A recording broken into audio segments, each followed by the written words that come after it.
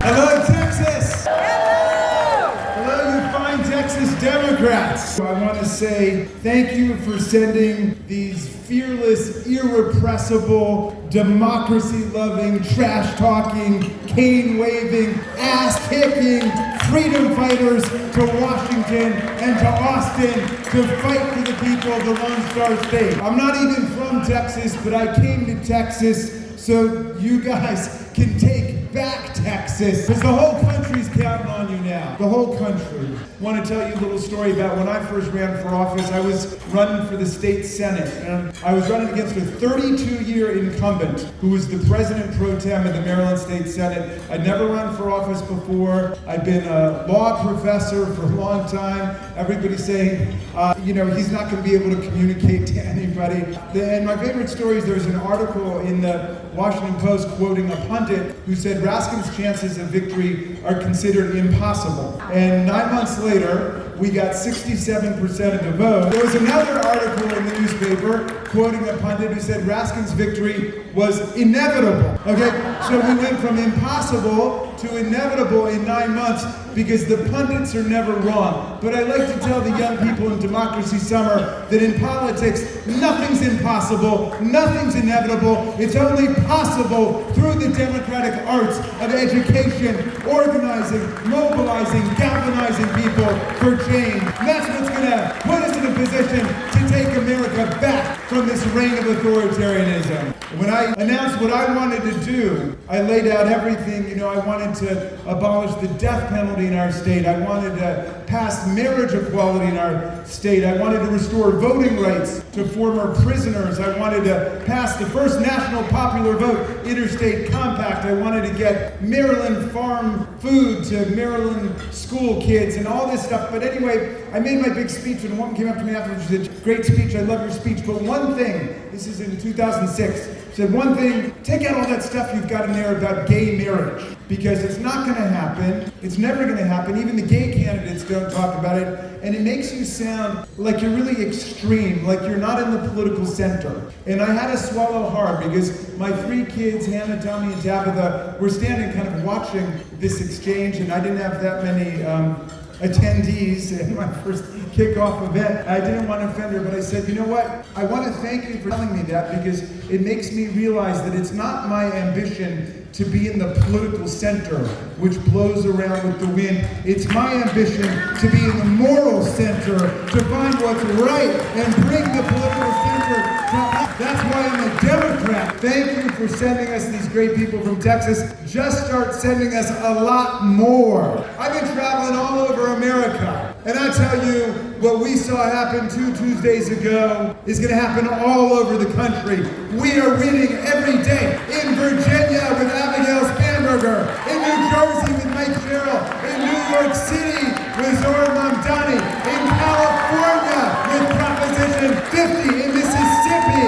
in Georgia. We are winning every day, everywhere, and we're going to do it in Texas next year too. I'm here as a dyed-in-the-wool, true blue, unreconstructed Democrat, but I thought that I would actually begin on a bipartisan note tonight by invoking our last great Republican president, Abraham Lincoln, who spoke of government of the people, by the people, and for the people. Of course, we didn't start out that way. We started as a slave republic of Christian white male property owners over the age of 21, but it has been through successive waves of social, political, and constitutional struggle that we have opened America up and gotten a lot closer to Lincoln's tantalizing, beautiful ideal of a more perfect union where the people govern in the interest of the people. We're moving in the right direction. If you read the Constitution and the amendments the way that I do, you can see why we're going to win and why Donald Trump and J.D. Vance and Tulsi Gabbard are all going to lose. Because I'll tell you why. We've had 17 constitutional amendments since the original Bill of Rights. And the vast majority of those amendments have been democratizing amendments.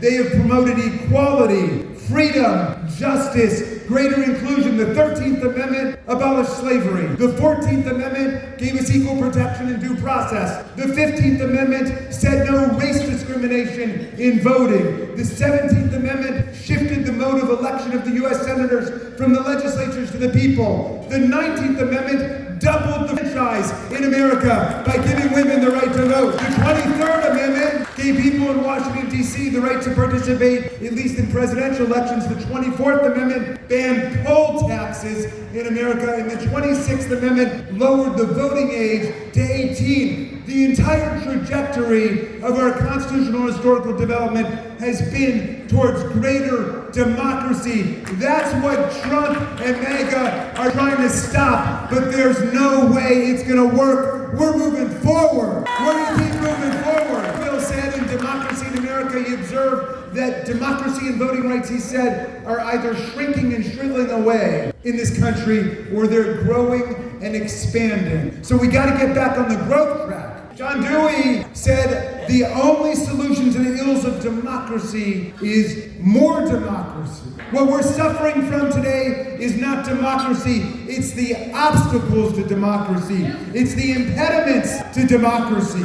I don't need to tell the people of Texas about disenfranchisement. I don't need to tell the people of Texas about voter suppression, about white primaries, about grandfather clauses, about literacy tests, about poll taxes, about closing down precinct polling places on campus, about preventing students from voting, preventing members of the armed services from voting. I don't need to tell you about what's going on here. 2013, in Shelby County versus Holder, the Roberts Court dismantled Section 5 of the Voting Rights Act, tearing down the pre-clearance requirement, leading to hundreds of new voter restrictions and disenfranchisement schemes across the country. And what do you know? Donald Trump says to the MAGA governor and the MAGA legislature in Texas, we want you to squeeze out 5 more seats for us. 5 more seats, and then they attack the seats of Henry Cuellar, of Vicente Gonzalez, of Al Green, of Greg Hussar, of Julie Johnson, the first LGBTQ person ever to represent Texas. But the House Democrats, the great House Democrats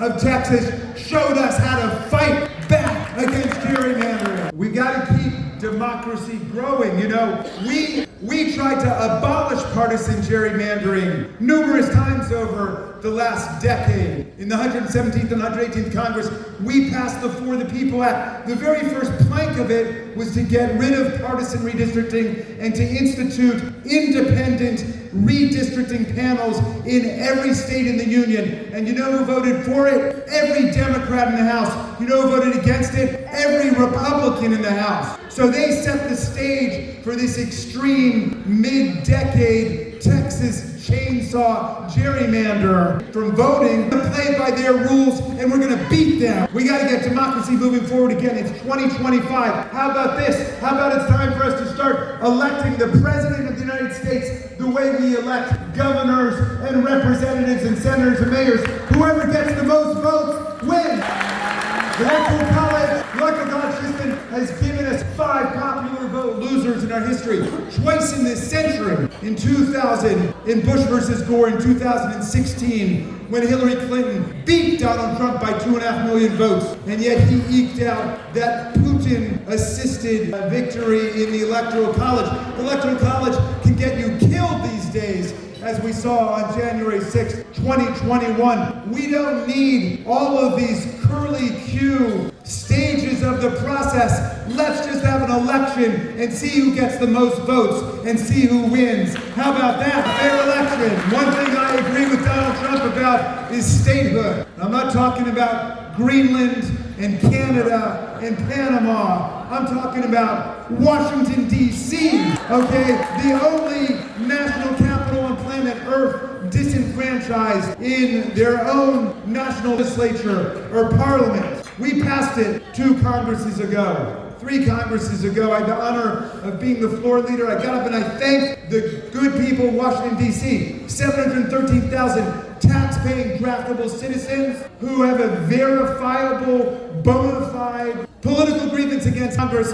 yet they didn't come down and beat the daylights out of our police officers and put them in the hospital and drive the House and Senate out of their chambers and try to hang Mike Pence.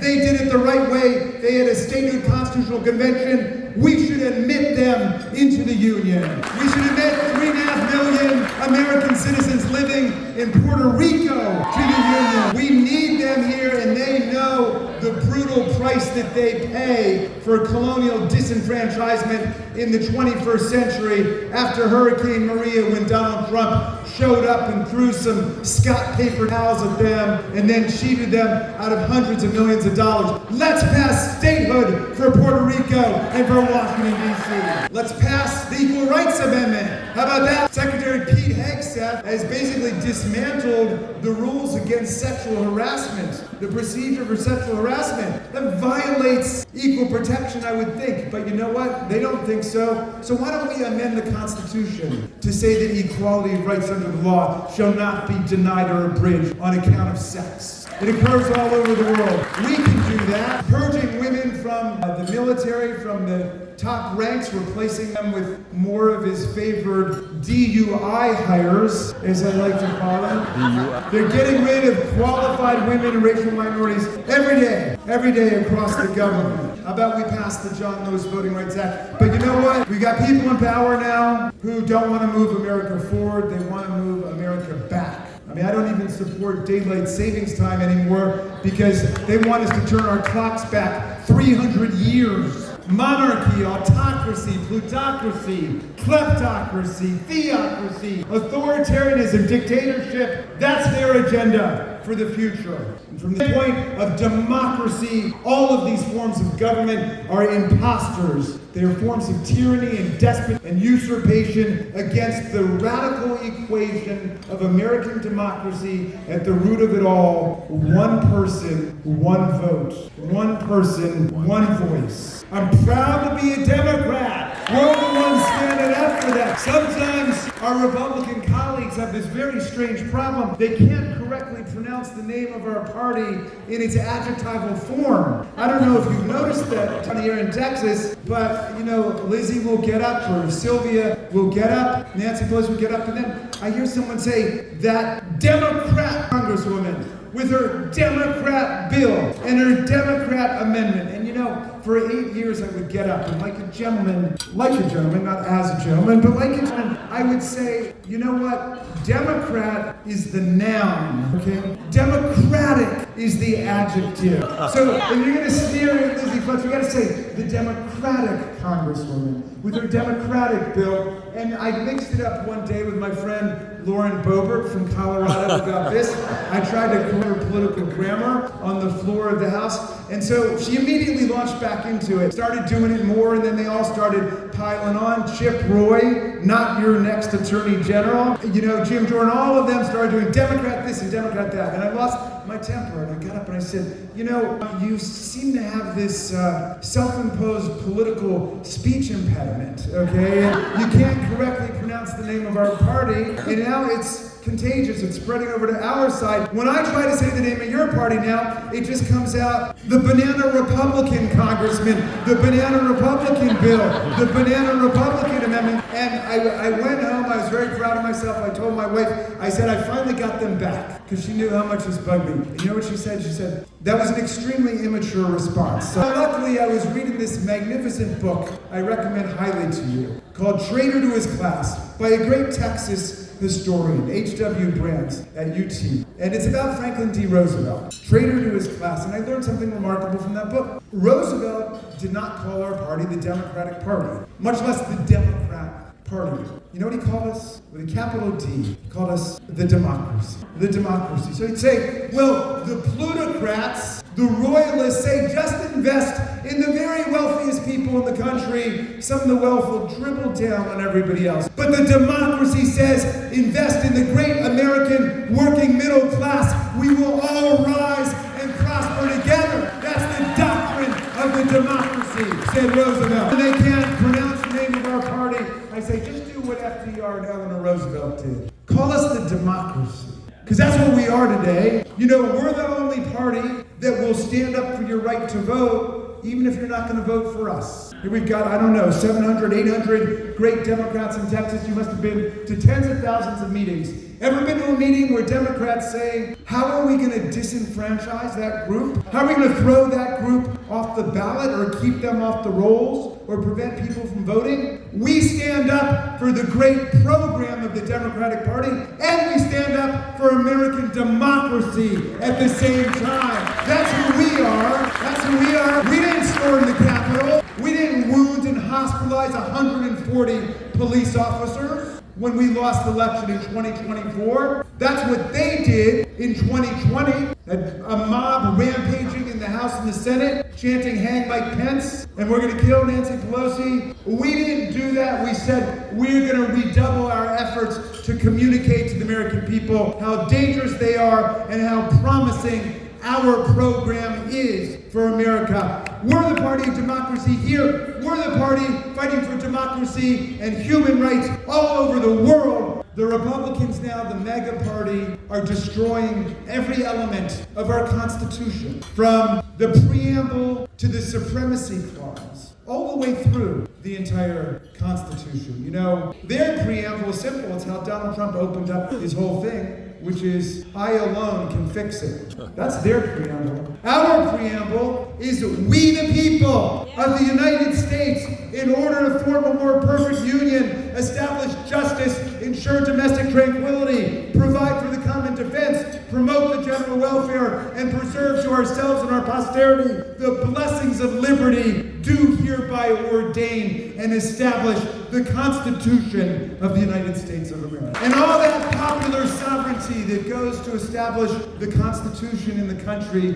flows immediately into the first sentence of Article 1, which says what? All legislative power is vested in a Congress of the United States. And then we get page after page after page of all the powers of Congress. We've got the power to declare war. Not Donald Trump, not J.D. Vance, not Tulsi Gabbard, only the representatives of the people. Framers of the Constitution understood how dangerous it was to repose that power in kings who were constantly plunging their countries into wars of conceit and arrogance and imperial greed. They wanted something as serious as life and death and war and peace to be reposed only in the representatives of the people. We've got the power to impose taxes and tariffs and to regulate commerce among the states and with foreign nations, which is why the Court of International Trade struck down Donald Trump's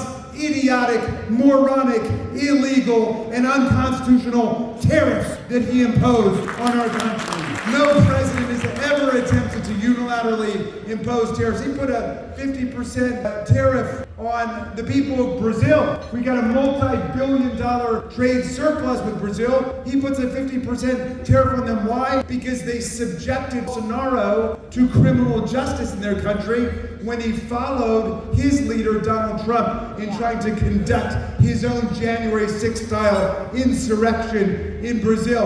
The district court struck it down, then the U.S. Circuit Court for the Federal Circuit struck it down, and who knows, maybe the Roberts Court will even act like a real court, and they'll strike it down too. Article 1, Section 8, Clause 18, you get to the very end of it, and all other powers necessary and proper to the execution of the foregoing powers. That's Congress. We're the lawmaking power. Then we get to Article 2, which is like this big, all right? The key paragraph says a president shall be removed from office upon impeachment for and conviction of treason, bribery, and other high crimes and misdemeanors. Now, some of my colleagues, including my beloved Nancy Pelosi, will get up sometimes and say, Mr. President, you got to stop this. We're a co-equal branch of government. And I always get up to object to my friends. Really, co-equal? First of all, co-equal is not even a word, okay? That's not a real word, and that's like extremely unique or something like that. That's not a real word. Are we equal? Why don't we have the power to impeach, try, convict, remove, and disqualify for life the president, and he doesn't have the power to impeach, try, convict, remove, and disqualify us. The framers invested the power to make law in Congress. What is the core responsibility of the president? Very simple, my friends. To take care that the laws are faithfully executed. That's it. Not disqualified, not misdirected, not impounded. Take care that the laws are faithfully executed. And it's the role of the court to make sure the president stays in his place, we stay in our place. As Justice Marshall put it in Marbury versus Madison, it's emphatically the province and the duty of the courts to say what the law is. No, J.D. Vance, it's not up to Donald Trump to tell us what the law is. We'll tell him what the law is. Those of us who aspire and attain the public office are nothing but the servants of the people. Nothing but the servants of the people. The minute somebody gets in a public office and they start acting like a king, a queen, an emperor, a royal, a boss of the people, that is the moment to evict, eject, reject, elect, impeach, try, convict, remove, start all over again. We the people are the three most important words in the Constitution. We are in the fight of our lives. And we're counting on you, Texas, to fight hard and pull through. And we know all of the gerrymandering you're up against. We know the voter suppression and repression, disqualification you're up against. I want you to know that Democrats all over America are standing with you, and we are very clearly in the majority. We are the party of democracy today. I went to a goodbye party for one of my Republican colleagues who left town during the first administration. And I went to a goodbye party for one of my colleagues, and he was going around at the end. He said, Raskin, you're not a bad guy. The problem with you is you're a liberal. And I said, you're damn right I'm a liberal. The heart of the word liberal is liberty. And I'm a progressive because the heart of that word is progress. But you know what my favorite thing to call myself today is? It's a conservative. You know why? I want to conserve the land, the air, the water, the climate system, the Constitution, the Bill of Rights, the Civil Rights Act of 1964, the Voting Rights Act of 1965, Medicare, Medicaid, the Affordable Care Act, the Clean Air Act, the Clean Water Act, the National Labor Relations Act, the Fair Labor Standards Act, everything that their party of nihilists and authoritarians and monarchists wants to tear down is everything we're going to conserve. The party of democracy today is the party of the liberals, the progressives, and the conservatives against the authoritarians, against the fascists. I'm going to leave you with the words of some of the great democracy patriots I've kept close in my heart through this tough period. One of them is Thomas Jefferson. One of his friends wrote him in 1798. So anxious and upset about the Alien and Sedition Acts, which have come back into vogue under the Trump administration, which invokes the Alien and Sedition Acts. But his friend John Taylor wrote him this letter saying he could hardly believe it's the same country that just had a revolution against tyranny and for freedom. And Jefferson wrote him back and he said, "A little patience, and the reign of witches shall pass over, their spells dissolve, and the people recovering their true sight restore their government to its true principles. But in the meantime, if the game runs against us sometimes at home, as it will, we must have patience until our luck turns, because this is a game where principles are at stake." A message to you from Thomas Jefferson. And I want to quote you from the great Frederick Douglass, who was born 40 minutes away from my house at the Wye River Plantation into slavery. He escaped from slavery to become our great freedom fighter through the Civil War, through Reconstruction. And Douglass said, if there is no struggle, there's no progress. And the struggle may be moral, it may be physical, it may be moral and physical, but there must be struggle. Power concedes nothing without a demand. It never has, and it never will. A message to you from the great Frederick Douglass and the people of Maryland, the Free State. And I'll leave you finally with the words of the great Tom Paine, who my son Tommy was named after. And Tom Paine, he got here in 1774, 2 years before the American Revolution. He'd been a failed businessman in England. And he got over here and he found a land of opportunity and equality and promise. And he said, if this land lives up to its ideals and its values, it will become, he said, an asylum to humanity. Not an insane asylum, but a place of refuge for people seeking freedom from political, religious, and intellectual repression from all over the world. And then he wrote the great pamphlet of our history, the greatest pamphlet we've ever had, Common Sense, by which he meant the sense we have in common, the sixth sense when we're willing to speak together, listen to each other, and reason together without superstition and dogma, he said, or what we would call propaganda and disinformation and fake news. And that pamphlet was so explosive, it ignited the American Revolution. George Washington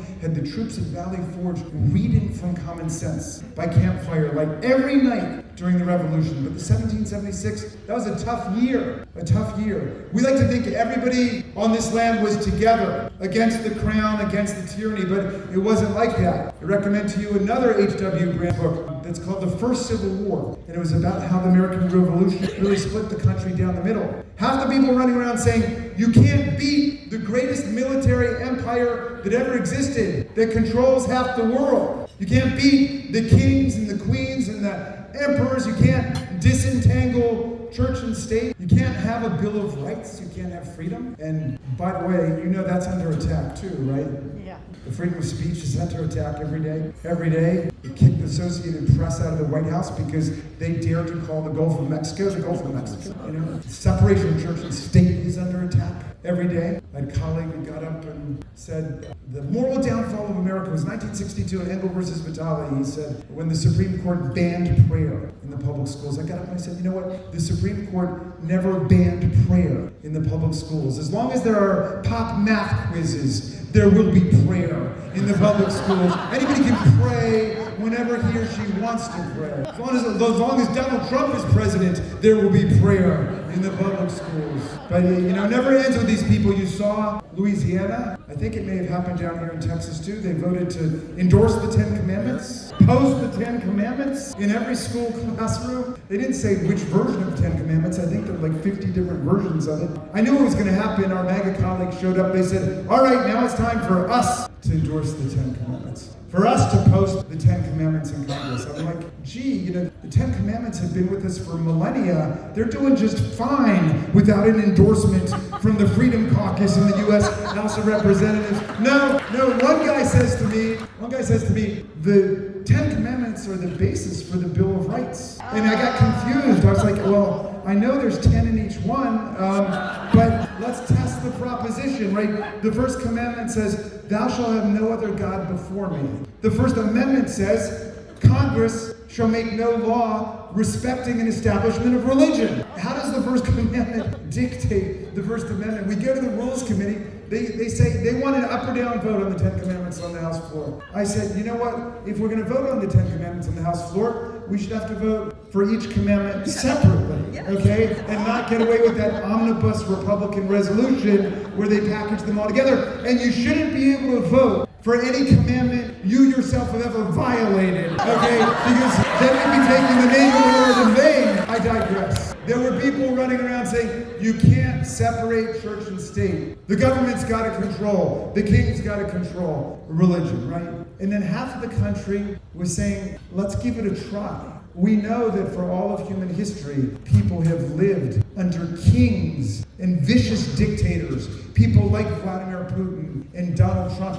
They're not the exception. That's the norm. America wanted to break away from that norm to create an exceptional country that would be based, as Jefferson put it in the Declaration, on the consent of the governed, on the proposition all people are created equal, and on the unalienable rights of the people, life and liberty in the pursuit of happiness. Let's pledge to each other our lives, our property, our sacred honor in order to create that country. By Tom Paine in 1776, he wanted to write a pamphlet to give people some hope and some courage because they've been so beaten down by the crown, so beaten down by monarchy and autocracy. And he wrote this other pamphlet called The American Crisis, and I just want to quote a tiny little passage for you. I'm going to update the language pursuant to strict instructions from Nancy Pelosi, who said that Tom Paine was a feminist and he wouldn't mind, and he was a feminist. He was fighting for women's voting rights in the 18th century. But anyway, he said, "These are the times that try men and women's souls. The summer soldier and the sunshine patriot will shrink at this moment from the service of their cause and their country. But everyone that stands with us now will win the love and the favor and the affection of every man and every woman for all time. Tyranny, like hell, is not easily conquered, but we have this saving consolation. The more difficult the struggle, the more glorious in the end will be our victory. Let's make that victory ours, you great Texas Democrats. Thank you so much. Thank you. All of our country's problems, from polarization to ignorance on domestic and international issues to a complete misunderstanding of our economic and healthcare systems, are a direct result of a derelict mainstream media that too often bend over backwards to support corporate or bought politicians' wants as opposed to the people's needs for real information to make their lives better. Independent media is the only solution to inform truthfully and factually. Why? Because our loyalties are to you, the ones who fund us with small dollar contributions and subscriptions. Please consider supporting our independent media platforms by subscribing to our Egberto Off the Record newsletter at politicsdoneright.com/newsletter. Again, that is politicsdoneright.com/newsletter. It's an investment that pays incalculable dividends.